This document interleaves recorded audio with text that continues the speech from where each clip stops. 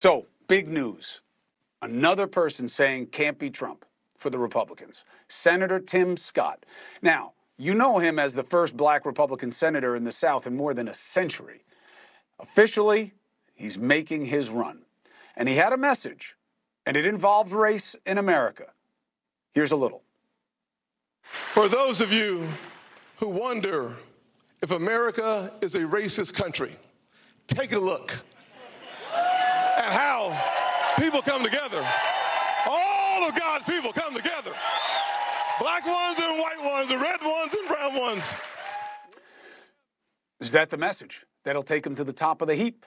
Let's discuss former Trump White House Communications Director Anthony Scaramucci, and for the other side, former Ohio State Senator and Democratic nominee Nina Turner. Hey, it's good to have you both, Nina. It's been a second. Thank you for being on the show. Anthony, always a pleasure. Thanks, so first, for the Republican side of the ball, Anthony, what does Senator Scott mean to the race for you? Well, listen, I've had a chance to spend some personal time with him. He spoke at Governor Romney's event last year. He's a brilliant guy. He's well thought of in the Republican Party. But I'm wondering out loud, with so many people in the race, are they diluting each other?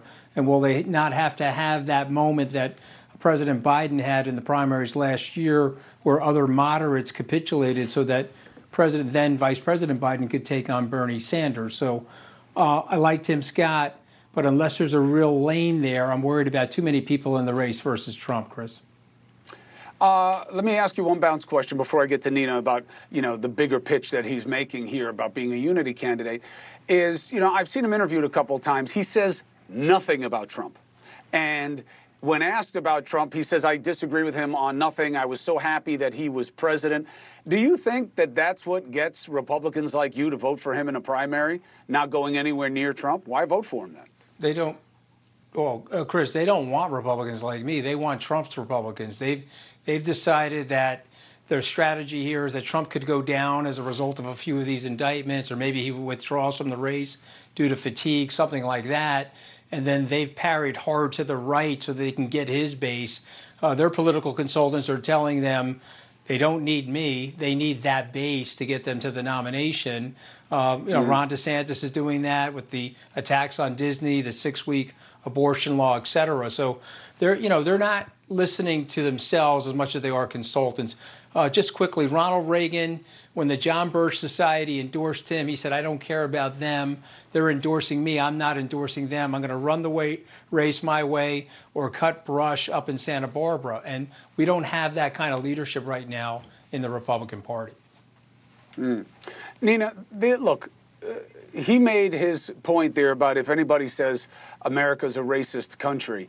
I never liked that phrasing, by the way. Is racism a problem in America? And he knows the answer is no. His own life story, tells about how he's overcome, and he has a remarkable personal story to the level he's at. But do you think he has the ability to reach into voters of color and say, I don't care what party you're for, be for me?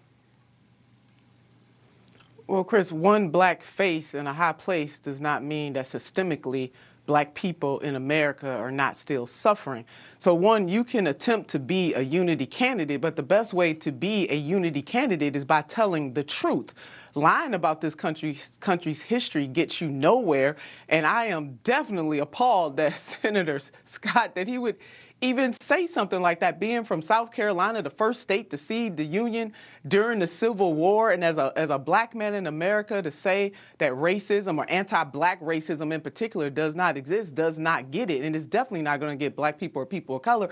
It's all right, Chris, to talk about the history of this nation as it was, and in some cases still is. If we look at redlining, if we looked at what happened to black wealth during the 2008 Great Recession in this country, if we look at policing in America, there are some systemic and institutional things that we must come together and fix. And then he could also say just because America is this way today, just because we have a past where Africans and then their American descendants were held in chattel slavery for generations, just because the Native Americans' land were stolen, etc. Women couldn't vote for the longest time. We know that history. He can say all of those things and say that just because that is in the past, just because we're still struggling today, I want to be the type of candidate that will bring America to a new level where there is true equality in the United States of America. But Chris, you don't do that by denying the history of this country.